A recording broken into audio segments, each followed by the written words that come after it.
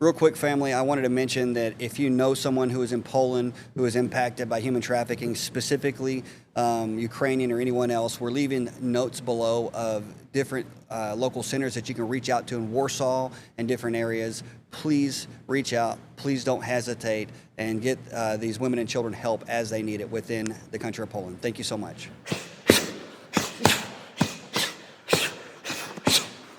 So we want to welcome everybody to the Fortified Podcast today. Today we have with us Wes Campbell. So Wes, welcome to the Fortified Podcast. Thank you, sir. It's an honor to be on with you today. I've been looking forward to this, and I'm very appreciative of the opportunity. Yeah, I've been looking forward to this one myself. So, yes, sir. We're going to do a quick bio on you, Wes, okay, and then we'll go into it a little bit further. But Wes is a father, a spinal cord injury survivor, advocate against human trafficking, and a passionate leader helping men embrace biblical masculinity. Yes, sir. So remember, biblical masculinity is something sir. I want a definition on. Okay. Before we get through Okay. this. After a life-changing motorcycle accident 16 years ago, Wes found himself rebuilding not only his body, but his identity, purpose, and faith. Today, he continues serving others through humanitarian work, mentoring men, and encouraging people to approach life with gratitude.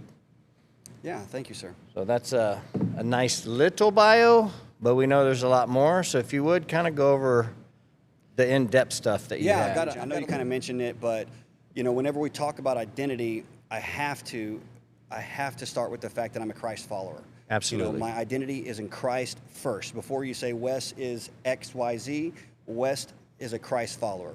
Now, I am a human, and I am maybe not the best example of that, but my identity first is in Christ alone and nothing else. After that, you can add whatever adjectives you want, but that's where my life starts and ends with. So, like you mentioned, I'm 46. I'm a dad. I have two boys. 19 and 21. They have flown the coop, and they are in their own apartment. I'm so very proud of my two sons. I am a husband, and we can get into some of the details of that. So that's a second new adventure that we can touch on a little bit. I am a brother. I am the oldest of six, and so I have one brother, four sisters, and they're all younger than me. And so that's an interesting dialogue that we can touch on a little bit today if you'd like. How do they say it? His, mine, ours, or something like that is amalgamation. Sure. But it's okay. Let's see what else. I have in my life, I've been a stockbroker, I've been a firefighter, I managed a plasma center for 7 years. The last 15 years or so, I have been working as a program manager for software development teams. And I'm still trying to figure out what I want to be when I grow up. So we'll see. I don't know.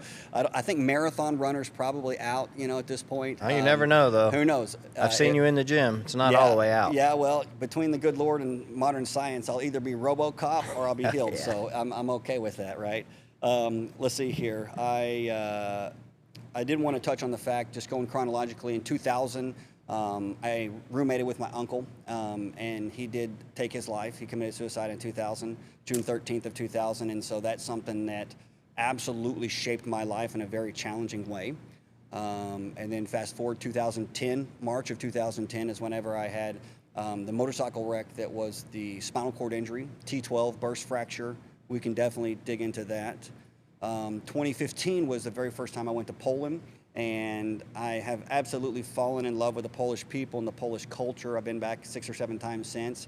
But that was the first time I was exposed to human trafficking, because that was after Russia had taken the Crimean Peninsula, and they had all these Ukrainian refugees coming into Poland. And I could not quite understand. I was like, okay, these people aren't Polish. What's happening? The accent's a little different.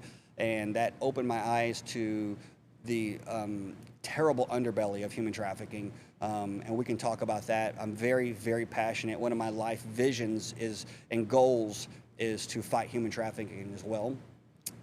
Fast forward 2020, I got divorced, became a single dad. So I was a single dad for 6 or 7 years. And 2022, 2023, I went to Ukraine a few times for a few humanitarian efforts. Have such beautiful people that we love to partner with at an organization called the Nehemiah House in Ukraine, the very, very western part of Ukraine, so it's relatively safe. So we can talk about that as well. And then I got remarried in 2026. And so Just recently. Just recently, yeah. Yeah. I'm a newlywed once again, and I'm very, very thankful and feel very honored to be married to the woman that I feel like the Lord has put in my life. And we can talk a little bit about that as well, because we talk about the culture of the gym and developing authentic relationships. Yeah. And it's through the relationship that I have in the gym. I call him my brother from another mother. He introduced me to my now wife, which is actually his sister, which I proclaimed that I would not date a sister for a solid year at least. And so that was a really interesting story, because normally when I dig my heels in, that I'm very stubborn and I don't change my mind. And so I think that the Lord. From what I hear, you changed your mind instantly on that one. So we'll talk about immediately. that. Yeah, we can talk about that. So, anyways, it's a quick overview. You know, I enjoy obviously weightlifting, traveling, outdoors, all kinds of stuff, hunting, anything outdoors really. So those are just the fun things, right? So let's get down to it first. Yeah. You know, let the viewers understand here, because they might not be able to see or tell, but Wes is in a chair. Explain just real quickly that injury and what your capabilities are and aren't. Yeah, absolutely. So it was an interesting experience. March the 6th, 2010, I used to do motorcycle riding with 4 or 5 guys, and that specific day, I just felt this overwhelming feeling that I should not go, and I was actually physically sick. I had a fever, but I'm the kind of guy that says, no, if I give my word, come hell or high water, I'm doing it. Yeah. And so I'll never forget, we got up to the motorcycle ranch just on the other side of Munster, and in Bolcher, Texas, and I put my leg over the motorcycle, and I had the most overwhelming feeling I have ever had in my entire life, before or since. I feel like I'm a person that genuinely struggles to hear God's voice sometimes, because I'm very stubborn. But at that moment, it was overwhelming, and I felt like God told me, you're going to the hospital today, but I'm going to be with you. And it wasn't a don't ride. It was just, this is going to happen. Be at peace.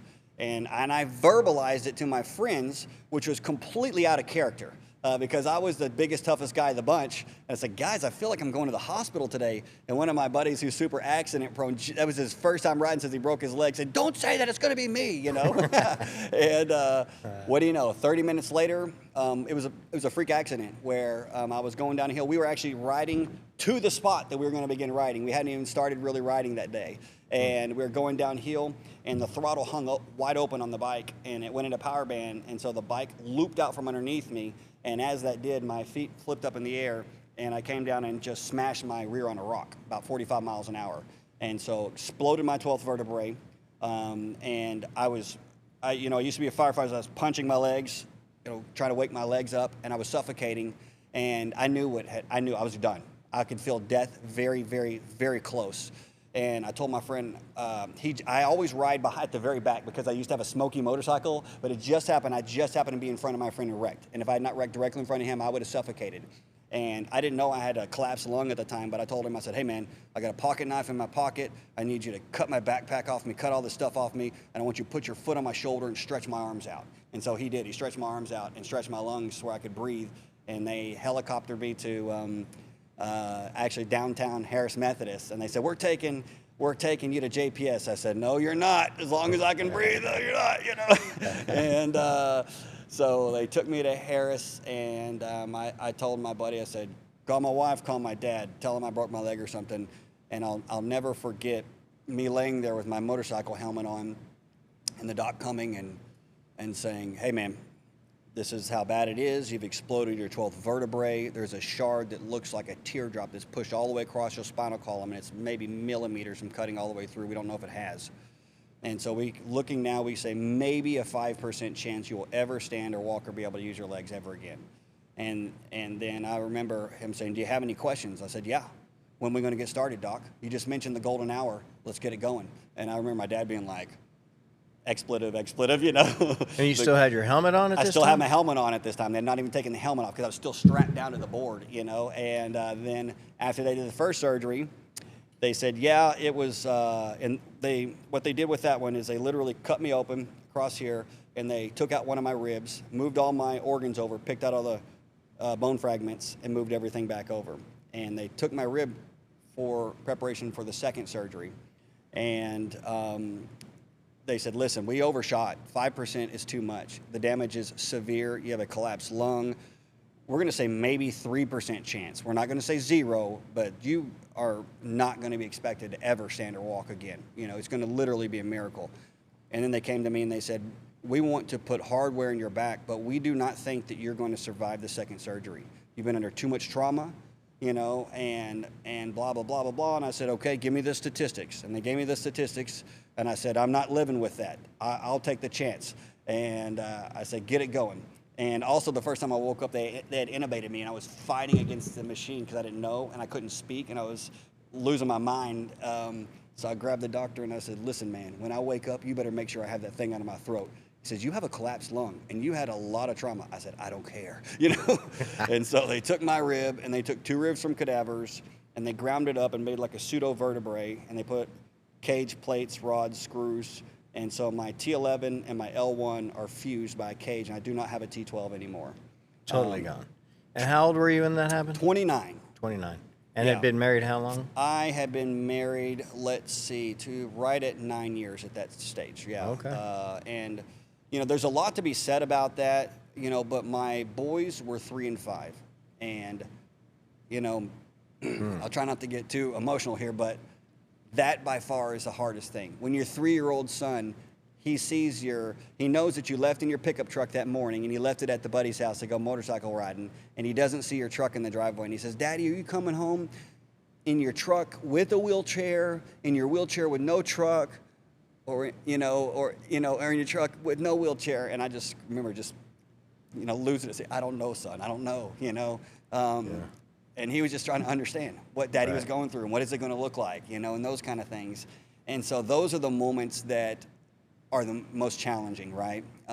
Is realizing that you're never going to be able to run and kick the soccer ball with your boy, who was in soccer at the time, and those kind of things are the most. Being an athletic guy before, especially, that is by far the hardest aspect, because you want to raise up your men and show them, your sons as men, and show them by an example of this is what it's like to be a man, When the plumbing's broken, you go pee in the backyard, or whatever it is, This is how you kick a ball. This is how you throw a ball. This is how you open a door for a lady. And I went from a firefighter who could take an axe and put it through any wall of any house to, needing someone to open the door for me because I was not strong enough to open the door for myself anymore. And so there was a lot to be said about that, right? So what were you thinking about that day after the doctor told you that instant when he said 3% chance? What went through your mind? Did you say, like, watch this? Or yeah, I said, so you're telling me there's a chance, doc? And he was like, he was like, this guy's not dealing with reality, Yeah. And they actually sent in a psychiatrist, because they said, you're obviously too happy. You're not dealing with reality, And I said, I'm pretty sure I know I can't walk. But you told me I have a year, and it takes a year for the spinal cord to continue to stop swelling. And so I was in ICU for 9 days, and then they put me in the regular hospital, and then they sent me from there. And I was very, very aggressive about the whole thing. I was like, I want to go to inpatient rehab next up, and I had a chest tube. And they said, you cannot go to inpatient rehab until we get that tube out. Your chest is still, fluid is still coming out of your chest every day. Yeah. And until we get that to acceptable levels, if we close your chest up, then it's just going to collapse the lung again. I'm trying not to get too detailed with the information because I don't know if it's too cringy for some, but and I'll never forget my mama, my grandmother. I called her Mama. Her prayers are the only reason I'm not dead or in jail right now, for the record. But they knew I was going to be transferred to Dallas the day they pulled the chest tube out, and so somebody brought her to see me. Oh, excuse me. And they said, hey, man, pulling this chest tube out is very painful. And I'm like, okay. And I'm like, well, Mama, they're about to pull the chest tube out. And they said, it's very painful. She says, okay, go ahead. And so she didn't leave the room. And as soon as she walked in, she told me, and I told you this before, she pointed her little crooked finger at me. She goes, you were supposed to listen to that still small voice, and you didn't do it. And she was talking about the voice of the Holy Spirit, of course, being a Christian. And I said, yes, ma'am, I guess you're right. You don't argue with Mama, And I'll never forget that. So they pulled the chest tube out, and I did my best to maintain a blank face. And then they sent me to inpatient rehab, and they said, hey, man, you're going to be here for at least 18 months to 2 years, and you will probably never go back to work. And I'm like, wow, that's not the timeline that I'm thinking about. And then I called my insurance company, and they said, yeah, we pay for 30 days. And then after that, self-fund. And it was exorbitantly expensive. So I told the doc and the whole team, I said, listen, I am leaving here in 30 days, and I'm walking out. And they said, well, you can't just do that. You have to graduate. And I'm like, well, you can call it whatever you want, but in 30 days, I'm out of here, and I'm planning on walking. And so I pushed myself extremely, extremely aggressively, and I graduated in 28 days.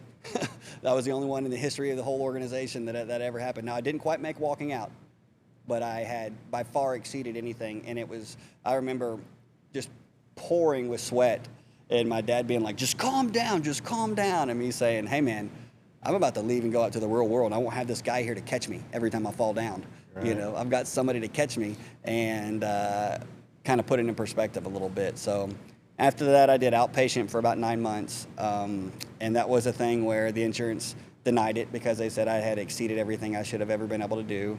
Who was the insurance with? Fire department?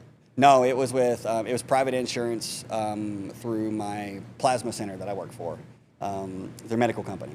And they were just going to cancel you because you weren't able to keep your job there? Or? No, they said that because I had made greater improvements than somebody who was considered a paraplegic by their terms, they're no longer covering anything else because their definition of paraplegic was not the medical definition. They had their own definition, and because I got to where I could stand, they canceled everything. Yeah. You know.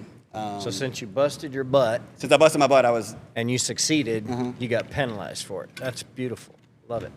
Yep, that's the way the private goes. So long story short, you know, they wouldn't let me lift weights for the first 2 years, the doc. And so I said, what can I do? He says, you can swim.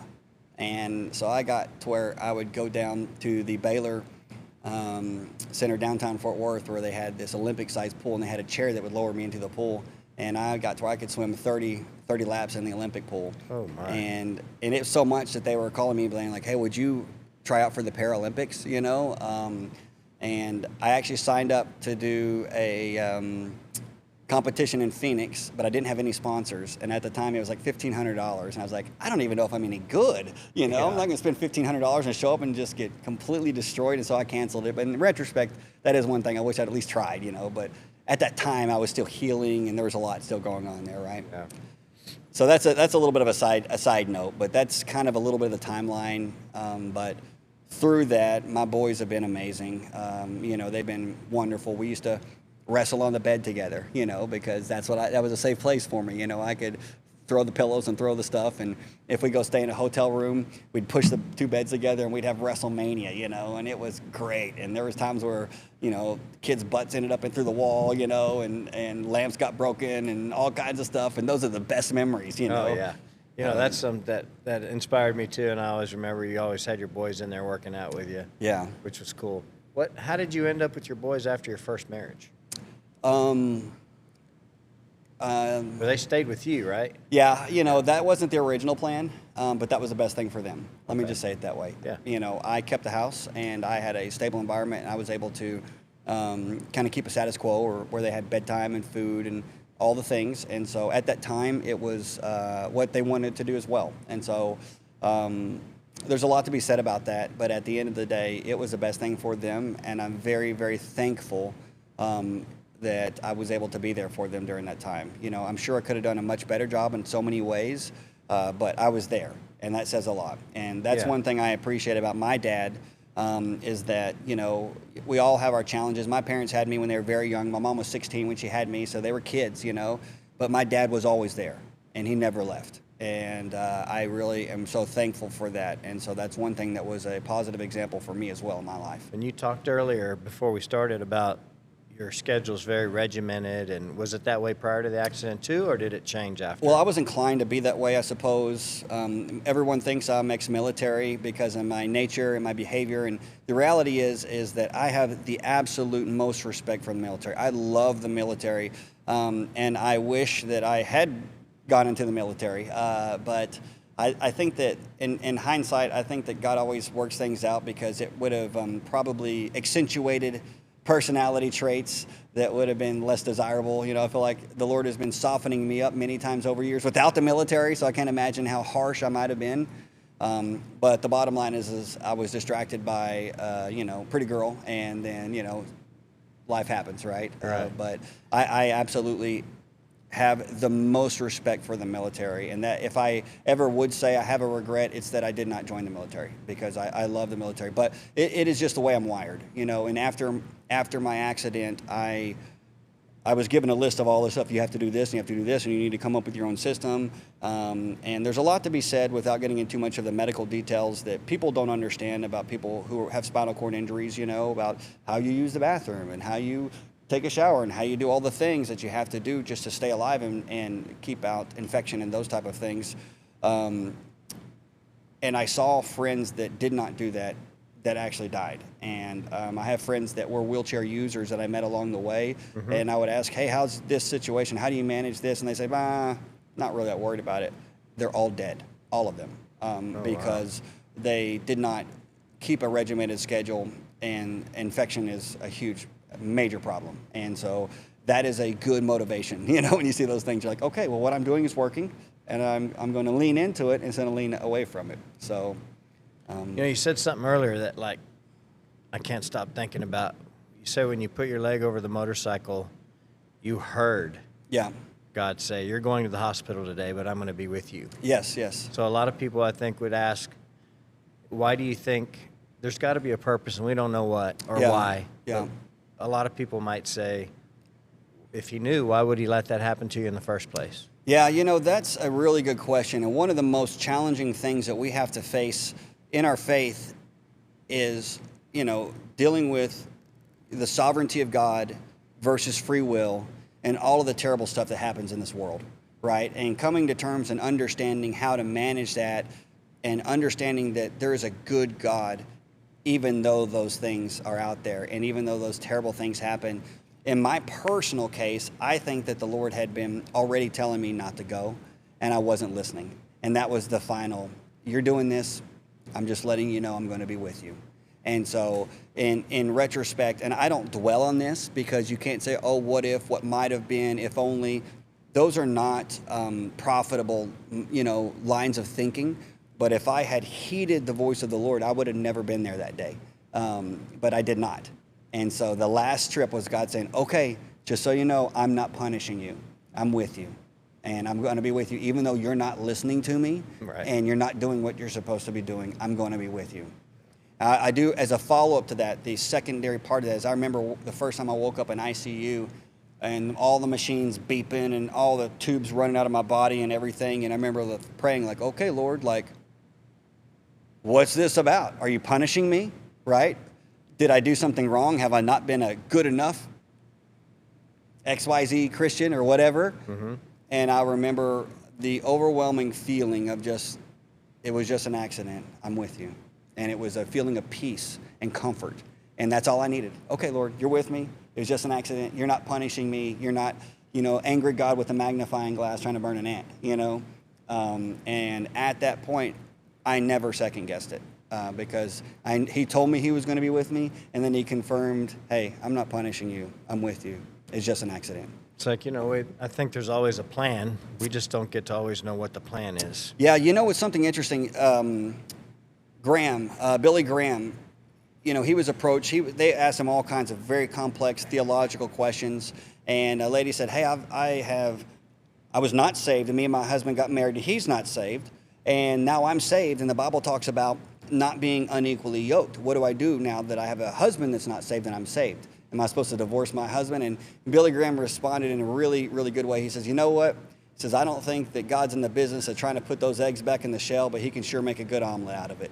and I think that is so much the case in our lives, is that even though I'm a knucklehead, God is still able to make a good omelet out of my life. He can still use it for good. And as long as we are here, God is not done, and he is good, and that's the way I try to look at it, Were you ever angry after the accident?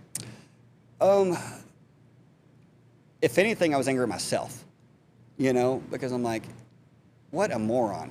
You know, if a normal person heard God say, you're going to the hospital today, you'd say, hey, I'm not going to go do the dangerous thing.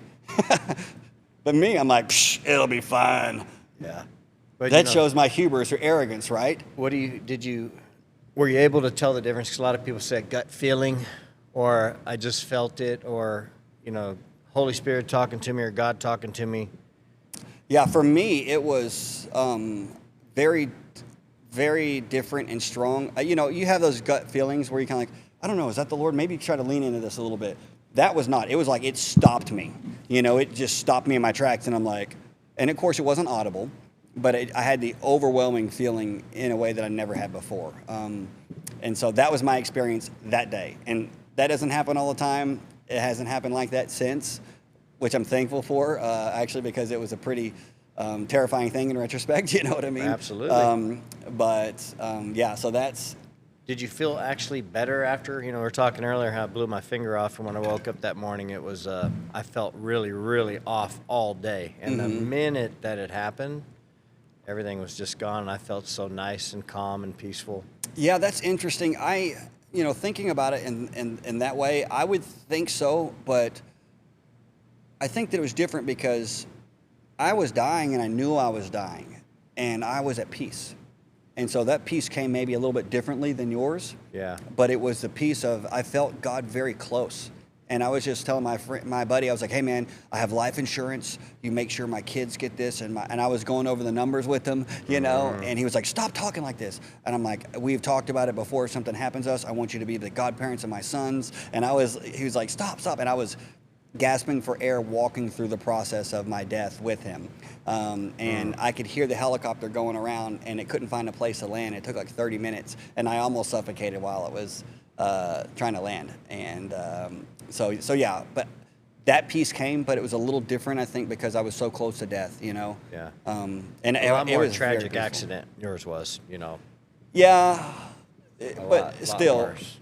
The case still is there, so that's interesting, One of these questions we were talking about is, if someone met you right before the accident and then met you today, what would the differences be? Yeah, I appreciate that. You mentioned that before, and I had to think about it a little bit. I think I'm a much more authentic person now. I was the kind of guy that was always the life of the party that no one knew, right? I was always the loudest, the funnest, the craziest. I did all the crazy stuff. I was normally the biggest and strongest guy in the room, but nobody ever really knew me because I never let anybody get close. I was never vulnerable, and I was never really authentic. And I was really good about getting people to talk about themselves, but I never was vulnerable, ever vulnerable, ever. And so that expressed itself in a lot of ways. I used to do a lot of fighting, and stuff, and that's, was my vice, was getting in fist fights and those kind of things. And I think now, I was wholly unapproachable. In retrospect, I see people that no one ever approached me, ever. And now people come to me all the time and say, man, I really appreciate how you've encouraged me, and I really appreciate a lot of things. And so I'm very, very thankful for that, because that tells me that I'm being an authentic person that I was not before. Yeah. And so I was much more of a rascal, but more than anything, I was very guarded and not authentic, That's very interesting. Very interesting. How long was it after your accident that you kind of started being able to see that path you were going to be on, and that you were going to be able to make it, and started being able to make some plans on how you were going to come out of this thing? It's that's a multi-layered question, but I'll give a straight answer and say about a year. Okay, and the reason I say that was because they told me whatever you get after a year, that's what you've got. If you can walk after a year, you can walk. If you can't walk, you can't walk. And so I was so determined to put all my cards on the table and push and push and push and push. And I did, to an extreme amount, to try to regain my ability to walk and do all of the things. And so as much as I don't want to admit it, the medical community was predominantly correct. Now, I have had smaller incremental things, you know, I've continued to get stronger, but it's not these huge things. Like I can't just, I'm not expecting to wake up one day and be able to wiggle my toe now, you know? And so I had to really come to terms with, wow, this is what life is going to be. How am I going to do this? You know, this year has passed and I have seen the slowing of the progression of my ability, you know? So I have to be real and come to terms with the fact that this is life. What am I going to do with it? You know, and so that's probably, but I didn't wait. I had to wear, I call it my turtle shell. I had to wear a chest brace for like 4 months. And the day I got my turtle shell off, I made the doctor sign a release to let me go back to work.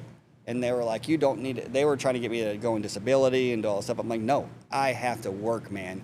And so I went back to work, and it was not a good idea. I was passing out on the floor, falling, and just like, you know, just, it was crazy. But I did it, and I just pushed myself a little more every day. And so then after that, I'm like, okay, I can't do 6 hours at a time. I can do 2 hours, you know, and I had to work back up my endurance. And what job was that? I was managing a plasma center at that time. And, you know, I was the assistant manager, and through that, about a year after my accident, I actually became the center manager. And so after my accident, I took over the center that I was the assistant of and ran it for several years. And I'd, you know, hobbling around my walker, you know, all throughout the plasma center and everything.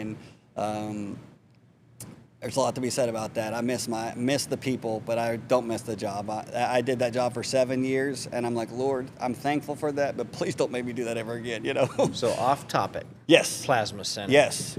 Who passes out more, men or women? Women. Really? Absolutely. So young females, the college-age females, because they have no fat, they have no muscle, and they don't eat, and they lie to you about eating. And so they come in, and they have not got the proper nutrition, and which it's not a big problem around here, but around college towns. I ran a center in Waco, and so you have some of the Baylor kids come over sometimes, and that was a real problem. And I would always say, young female, walk with her, you know. And the other one is whenever they raised the age limit from 60 to 65, then the men always crash, and it was bad. It was really bad. And so whenever I took over the center, I'm like, I don't care what the SOP says. You're over 60, you're not donating in my building, because we had a couple medical incidents where their bodies just simply could not handle it. And a lot of men at that age have cardiac issues, they have other underlying issues that you can't easily foresee just by doing a height and weight and, you know, all that. Check a quick, you know, blood sample from your finger. And there's a few issues that there was these really sweet old men that had significant medical events where they were in the hospital for weeks and stuff. And I'm like, okay, not my house, baby, you know? Yeah, not anymore. And so I thought you were going to say the big tough guys. Well, they sometimes are scared of the needles. So they might pass out on the bed, but I'm worried about after they give and they get up and like, I'm fine, and they start walking get paid, but they don't make it to the window. What causes that? Just the blood pressure drop? Or? Yeah, well, you got to think we've taken, you know, about a liter worth of fluid out of their body. And so you take a liter, you know, it's about 0.7 to 0.9 liters out of their body. And so you take 0.7 liters out of a little girl that weighs 120 pounds, that's a lot of fluid. Oh, yeah. And plasma is 92% water and protein, and so there's also nutrients, you know, and so they will just eat it. I mean, they eat it hard, and it's not good. So you get done at the plasma center. What was your next spat? Next spat, I went and became a stockbroker for TD Ameritrade. I managed risk for the back office. That was an interesting experience. I did futures where I was trading, you know, sweet crude oil, pork bellies, platinum, copper, all that stuff. Stockbroker. I actually became a principal of the firm there, where I could actually open up my own firm and oversee other stockbrokers. So I have my Series 7, 63, and 24 licenses. So did you do that? Did you go to college? So I had a business degree, but I studied independently to get the licenses. And so some of those licenses you study for 6 months, and it's like thousands of pages. It's a big deal, you know. And some of those tests cost thousands of dollars too, you know.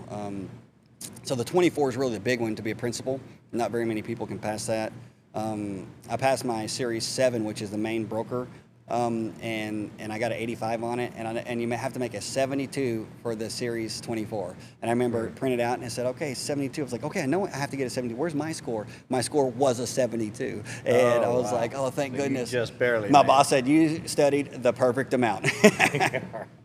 So I did that for a couple of years. I helped participate in the Facebook IPO, if you remember whenever that happened. I was doing the trades for that and everything. And then from there, I went over to a IT company doing vCloud Air stuff for VMware, and then now work for a company. I'll leave the name off the list, but it's still the similar things. Similar stuff. So I'm not even going to ask this question. If it was a normal person and not you, I would ask the question, did you ever think of quitting? But I know that's probably not a good question for you. You know what? I've always had an inordinate amount of persistence and determination, and I never knew why. And now I knew that it's because the Lord knew I was going to face this, right? And I'm like, oh, it makes sense now. Well, I've always been a bulldog on a bone with everything. And now I'm like, I got it. I understand why, because sometimes I would be so dogged about things. I'd be like, Lord, why did you make me so determined? This is ridiculous. You know, why can I not care like my friend John, or whatever? Because you can handle it, right? Because he knew I was going to face this, and so he put that in me. So I'm very thankful for that. Do you think, I'm sure there are, but you had opportunities that arose because of the accident and the ability to maybe, like you're talking about, your passion for human trafficking and stuff. Do you think you would have crossed paths with that if you didn't have the accident? That's a really good question. So let me answer that in two ways, because one's kind of interesting, but it's a little bit of a side quest. 2017, I went out to an organization called Suit X. They do exoskeletons, and I actually became an official, they call it a pilot, an FDA-approved pilot of their exoskeleton program. And so I stayed there for 2 weeks and did their whole exoskeleton, and I actually demoed it at the South by Southwest conference in 2018 or 2019. And so that obviously is kind of a silver lining that obviously would not What happen. is that? I have no idea what you're talking about. Okay, exoskeleton. So an exoskeleton is, we've really had so much traction because of the military, a lot of the military injuries and stuff, but it's literally a suit that you put on and it stands up. It's like getting in a robot suit. And it helps you walk, and it will literally help you walk. Oh, and so you control it, and it walks and walks and walks. And they have a lot of really amazing ones. They have one called Rewalk, and they've got some. But the money that's being poured in because of the injuries of our soldiers is what's really driving this forward. And so there's a lot of opportunity. But the challenge is that at this time they're maintaining them in what they call a clinical setting. So you can go to the hospital and play with it, but they won't send it home with you yet. And so that's the gap that they're trying to. Because they're just not there, you think, or?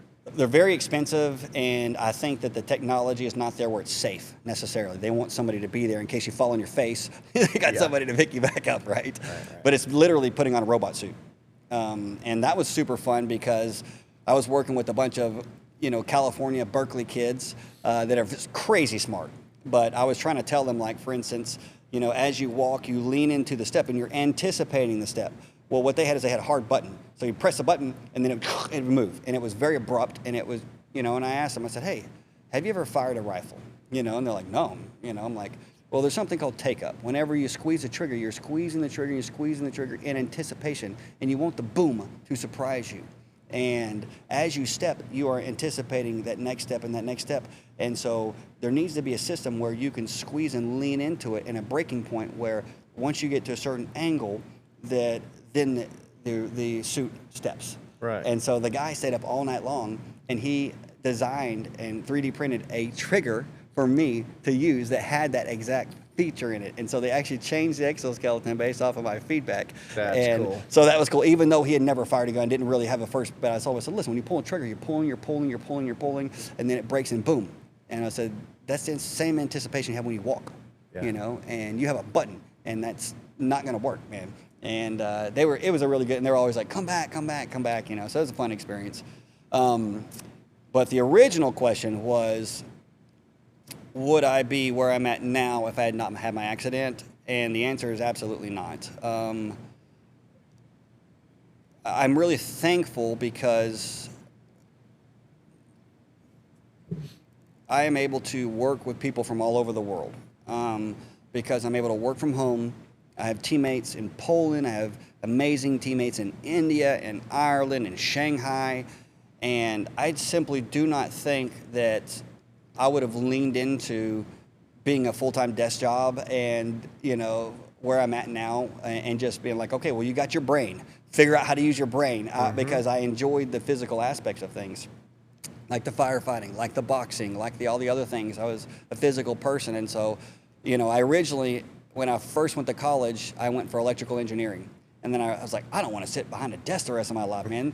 My grades were great, but I was like, this is terrible, And then here we are, go back, and then I literally work with a bunch of electrical engineers and computer science engineers and stuff, but I'm overwhelmed with gratitude, So even then, I feel like God knew what I needed to be doing, but I went on my own side quest for a couple of years. It's funny you're talking here, and that's exactly what I was thinking. It's like, so there is a plan. Yes, absolutely. And it's probably being implemented perfectly. Yes, in spite of ourselves. Right. In spite of ourselves. Yeah. And so I definitely wouldn't be where I'm at, and I'm just overwhelmed with gratitude because I've been able to meet some amazing people. I've got friends in Ukraine. I've got friends in Poland. I've got friends in India, and it's just opened up to the cultures, and I've been able to share with them openly, and depending on the faith that they have, I've been able to say, please share with me, and I'll share with you, and love on people, man, and it's just been wonderful.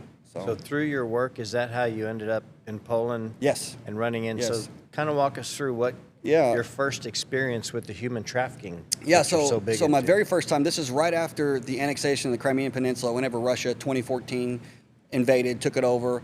And what was happening, and it's still happening to this day, and it just infuriates me, is that these refugees are coming from Ukraine, and they're getting into Poland safely, and then the Russian underbelly's taking them inside of Poland once they get there and saying, are you hungry? Come with me. Get in the van. And they're never seen from again. And so they're able to trace them all the way across the crazy war-torn Ukraine through the intake process in Poland, and then they disappear. And it's not the native Polish. And so I remember 2015, 2016, my first time there, these women approaching me and, hey, please spend time with me, please, and they're propositioning me. And I'm thinking, this is a lot more aggressive and very different than just a strip club or, normal stuff that you would normally experience. And I could pick up on them, like, their accent is a little different, They look the same to me. My uneducated eye, I'm like, they look very similar people, but they don't sound the same. And I don't understand, why is she so pleading with me and so desperate, And then I could see 3 or 4 women, and then there would be this guy, obviously in a trench coat, who was obviously Russian, just quintessential giant Russian dude. And it happened multiple times during that visit. And then I set one of my friends down, and they're, especially Polish people are very guarded, and they said, yeah, those are Ukrainian girls, and those are not Polish, and that was not a Polish guy. And I was, so what the heck is going on, man? And I found out, I was so furious, I wanted to go and fist fight the guy from my wheelchair, you know what I mean? Yeah. And like, do not do this, do not do this. We're like, this is not the Wild West, you cannot do this, And then I started doing a lot of studying, and that really has given me a tremendous burden throughout the years of seeing this. And I've been back to Poland 6 times. I've been to Ukraine twice. And in Ukraine, they still won't talk about it. They won't even talk about it to Americans and stuff. They will not even talk about the scourge of the human trafficking problem they're dealing with, which we can talk a little bit about the culture of Ukraine as well. Love the people, but it's still very backwards in a lot of their thinking. But yeah, that's what started it. And so since then, I have partnered through an organization called Unbound Now. They're a local out of Fort Worth. And the reason I started with them originally is because they were setting up a facility and arm in Poland, in Warsaw, Poland. And they actually sent some state troopers from Waco to Poland to train these Polish police officers in Warsaw, because they were on the I-35 corridor. The Waco police officers deal with that kind of stuff a lot, right? Right here in Texas. Right here in Texas. Yeah, what you don't understand is the I-35 corridor starts in Mexico and goes all the way to Minnesota. And it runs the entire length of the United States. And that is the main thoroughfare for human trafficking in the United States. San Antonio, it's the #1 human trafficking city in the United States. Over 1 million people in that city, and so much, we could spend our entire time talking about that.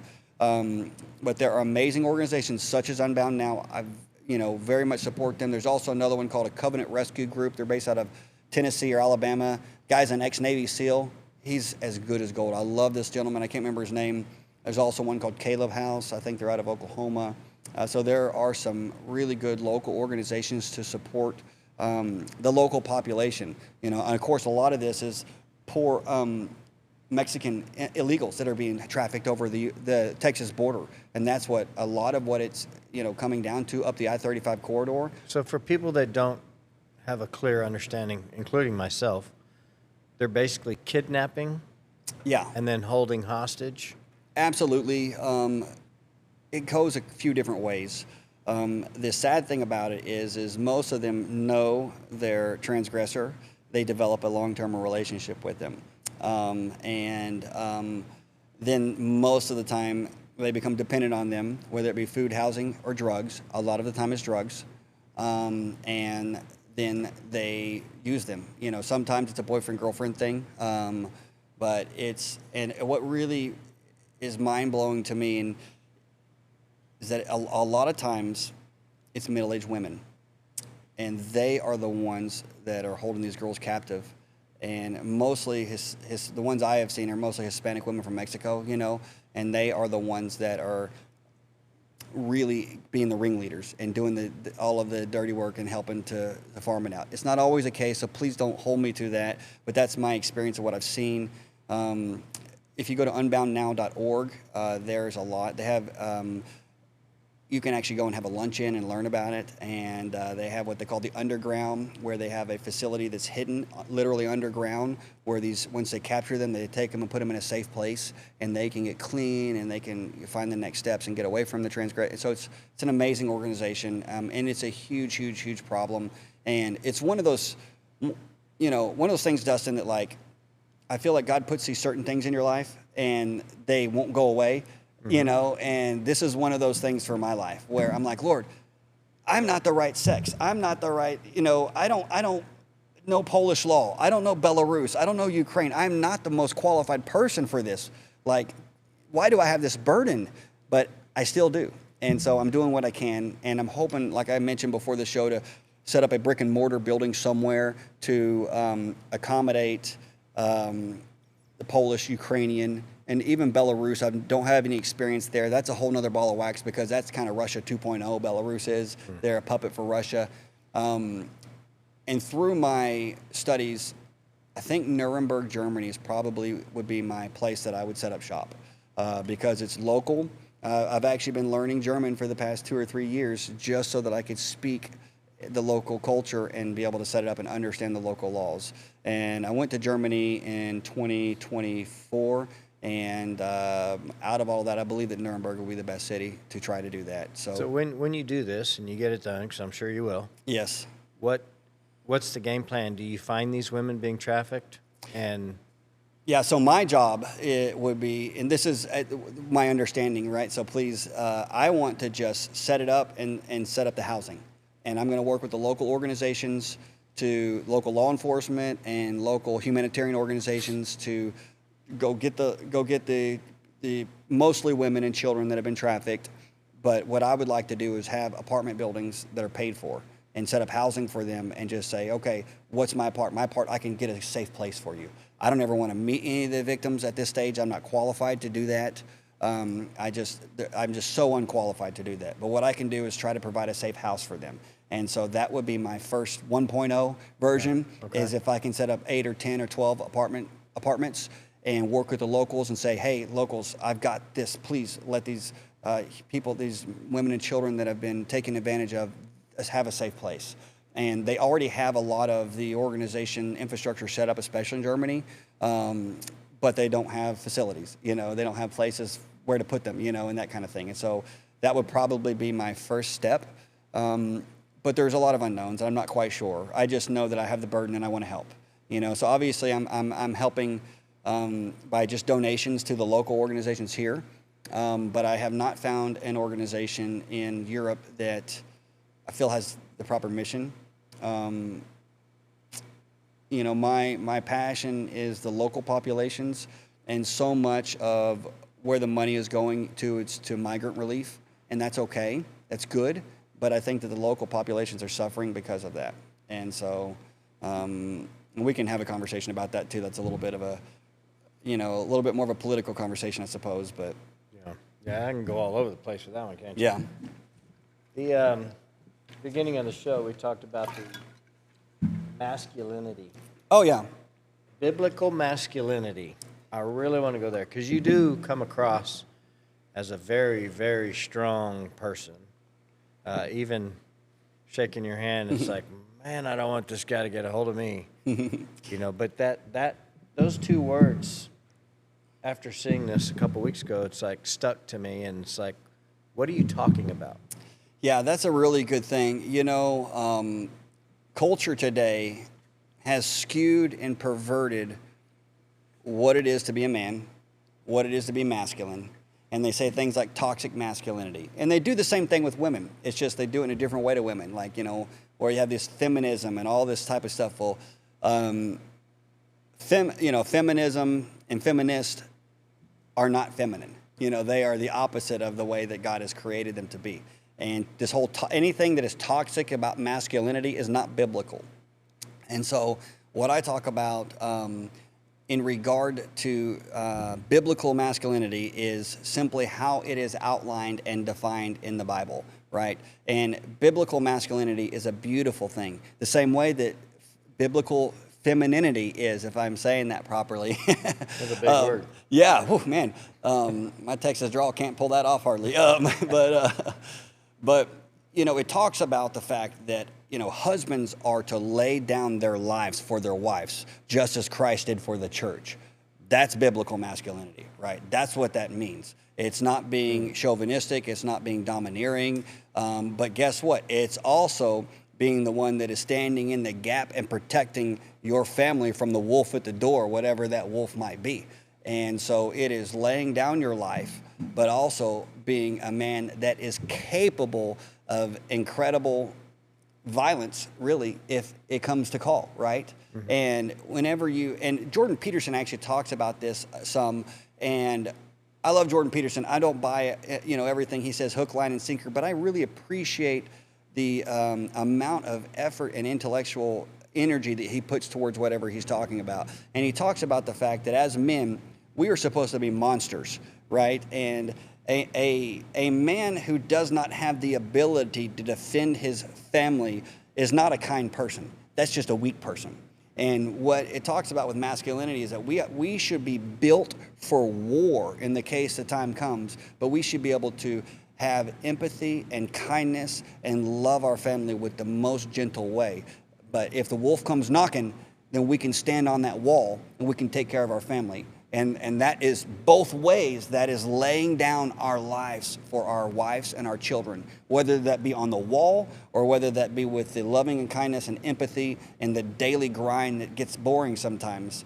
And so I don't have like a textbook definition, but to me, that's what that means. It means being physically strong, mentally strong, spiritually strong, emotionally strong for when the case calls, but also being able to be incredibly empathetic and loving and kind so that you can gently shepherd your family. I'm sure that's what led you into the mentorship that you're doing now. Yeah, whenever I was a young man, I really struggled with finding men that I could look up to, I really had a really hard time, like, Lord, just can you please give me somebody that I can learn after, and understand what it's like to do this thing. And now I'm a little bit older, I see these young guys struggling with stuff. And it's amazing because I think us just being who we have been called to be, it naturally attracts men that are missing those things to us. Because I have guys come up to me all the time, hey man, I'm really struggling with this thing, and I figure if anybody can help me, you can help me. Sure, what's going on, man? Let's talk through it. And I'm not perfect, and sometimes I may be a little harsh to men, you know what I mean? A little tough on them, like we were talking earlier about a guy, if he's struggling with pornography, but he refuses to get rid of his smartphone, and that's the crux of the problem, then he's not serious. You need to throw that smartphone in the trash, or at least put it in a drawer for 6 months and get a dumb phone, a phone that only calls your grandma and your wife. Yeah. You don't need to be having anything that has pictures on it because you can't handle it. And if they are not willing to take those steps, they're not serious, and they're wasting your time and my time, right? And so getting the person to the point, because a lot of times we recognize we have a problem, all of us do, but we don't really want to cut deep enough to cut the problem out. And that's something that I really am thankful that I have had the chance to do that some with men, and they appreciate it afterwards. Not always in the midst of it, but after they get past the difficulty, like, man, thank you so much. I didn't like it, but you told me what I needed to hear. It's kind of like when you're a boy and your dad's doing everything that you're hating, but then when you're an adult, you look back and go, I'm so glad my dad did that to me. Exactly, yeah. Why do you think you couldn't find anyone to look up to as you were growing up? Well, what were you looking for? I think I just probably, that's a really good question.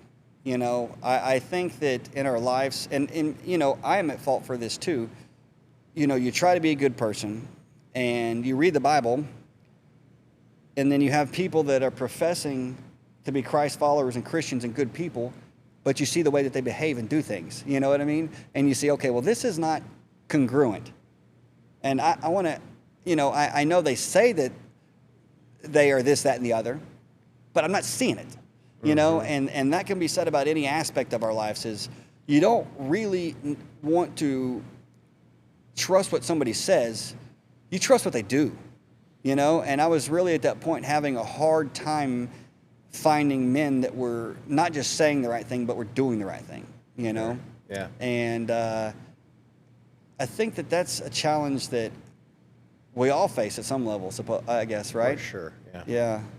So that just gave you the passion to want to help younger men have someone to look up to. And yeah, at least to try to avoid the boulders, right? You know, like, I'm not very good at a lot of stuff, but don't go there, you know, like, don't do that, man. You know? So what lane are you doing that in? Is it with your church? Yeah, so I do that predominantly with the Men at Church right now. Yeah, at one point, whenever I first became single, I was part of 3 different men organizations, and it was great.